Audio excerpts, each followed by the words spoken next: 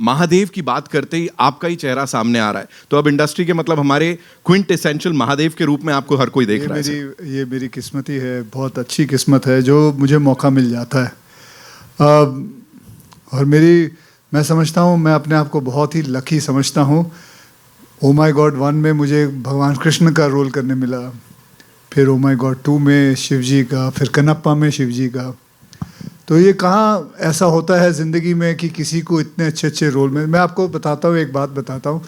मेरे फादर जब इधर आए थे मुंबई, जब उनका ट्रांसफ़र हुआ था, तो हमको बड़ा मज़ा आता था, शूटिंग देखने में जाते थे हम। बहुत मैं बात कर रहा हूँ 1970 की।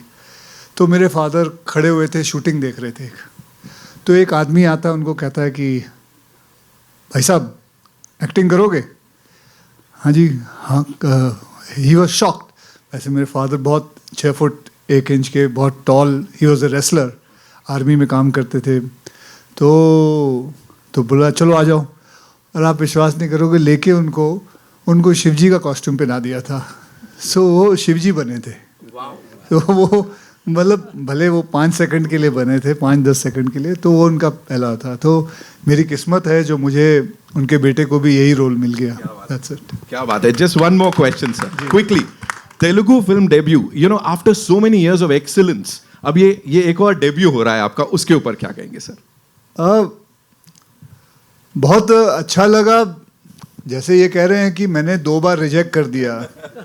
अच्छा, अभी हम बात करते हैं, उसके ऊपर वार्तालाप करते हैं कि क्यों मना किया था। पहले तो मुझे पता नहीं था कि पहले तो इनका ही फ़ोन, मतलब मुझे नहीं पता था, मैं विष्णु जी को नहीं जानता था, इनके फादर को ज़रूर जानता हूँ। तो सडनली फ़ोन आया तो मुझे नहीं पता चला कि क्या हुआ। और एक्चुअली मुझे भी फ़ोन नहीं गया था, किसी और को गया था, और वो भी किसी और के थ्रू से आया था, सुधा मैडम के थ्रू से आया था। मैं राइट? सो पता नहीं चला था। एंड यू नो, ऐसे बहुत सारे फ़ोन आते हैं, किसी को पता नहीं चलता है कौन कहाँ से फ़ोन कर रहा है, because there are lot of time when people call actors, managers and all, जहाँ it's a hoax call, it's a wrong call.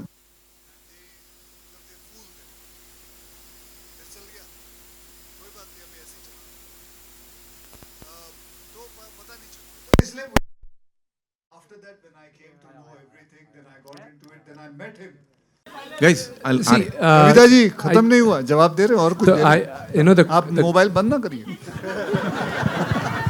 You know, when we came to know about the controversy, that Mr. Akshay, what the song was a fantastic song. See, in the movie Kannappa, Kannappa hugs Lord Shiva's linga, and when you go to the temple, he offered meat to Lord Shiva, and towards, there's a very big portrait in the temple. When you go into the town of Srikalahasti, you see that the foot of Kannappa on Lord Shiva. Okay, and he's taking the second out. But the reason why he puts the foot there is there, and the way he worships, the lyrical video of this movie is out. The way he worships Lord Shiva is he pours water in his mouth and he spits it out on Lord Shiva to clean it. As long as your heart is pure and your devotion is pure, the rituals are not necessary, is what the movie tells. And there's the same thing, when you look at it, I felt divine when he was hugging it. I felt connected. Markandeya, who's one of the Sapta Chiranjeevi, when his time was up and when the Yamadutas came to take him out, he went and hugged the Vayulinga. And when Lord Yamaraj came down to take him, he couldn't do it. He said, I don't have the power because he's hugging the linga. So he's one of the Sapta Chiranjeevi. When you go back to history, when you do that, it's, all these do not really matter. These, if you want, with due respect to the priest association, I don't know, them very personally, but the way we worship is that very pure. And even in this movie, when I wrote the characters of पूरी team को मैं बहुत सारी बधाई देना चाहूँगी। बहुत ही कमाल का ट्रेलर है और टीज़र है। मेरे 2 सवाल हैं। पहला सवाल मैं अक्षय से जानना चाहूँगी। अक्षय, ये दूसरी बार है जब हम आपको एक भगवान शिव के रूप में देख रहे हैं, तो किस तरह का एक आप कनेक्शन महसूस करते हैं उनके साथ? और जो ये नास्तिक से आस्तिक बनने वाली बात है, तो आपको क्या लगता है कि जो यूथ है, जो आज का दौर है, उसमें क्या ये फिल्म एक थोड़ी आस्था की तरफ लेकर जाएगी?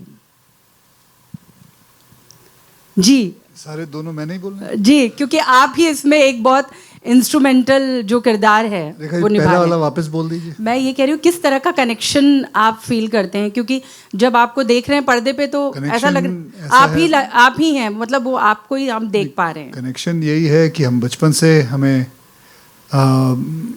मेरे माता पिता ने यही कहा था कि शिव जी जो हैं वो आपके पिता हैं और माता रानी आपकी माँ है। तो ऐसे ही चलता रहा और ऐसा मुझे लगता है हम सभी लोगों में ज़्यादा करके हमारे जो माँ बाप हैं हमें यही बताते हैं। सो कनेक्शन जो है वो अपने आप आ जाता है। कईयों को नहीं आता है, कईयों को आता है, कईयों को बहुत आता है।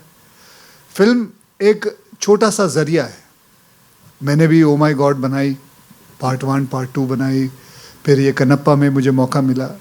एक ज़रिया है जो जितनी आस्था इसमें से ले सकता है, समझ सकता है।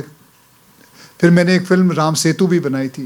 जैसे इन्होंने बताया कि देयर इज़ एविडेंस कि भगवान राम और हनुमान जी और उनके सारे वानर सेना ने सेतु बनाया था। बल्कि एविडेंस है, नासा ने प्रूव किया, सब कुछ हो गया, सारी चीज़ें हैं। लेकिन बस प्रॉब्लम यही है कि कई लोग इस पे विश्वास नहीं करते। लेकिन जब साइंस इसके बारे में बोलता है तब विश्वास करना शुरू होते हैं। उसी हिसाब से कन्नप्पा जो है, ये आपको विश्वास होना शुरू हो जाएगा जब आपको पता चलेगा इसकी कहानी के बारे में कि क्या हुआ था, कैसे हुआ था।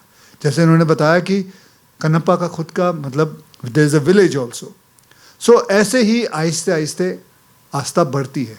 लेकिन मैं ये समझता हूँ किसी के साथ ज़ोर ज़बरदस्ती करके नहीं बढ़ सकती। वो अपने आप ही अंदर से आती है, अंदरूनी आती है, अपने आप ही से अंदर से बात करना शुरू करती है।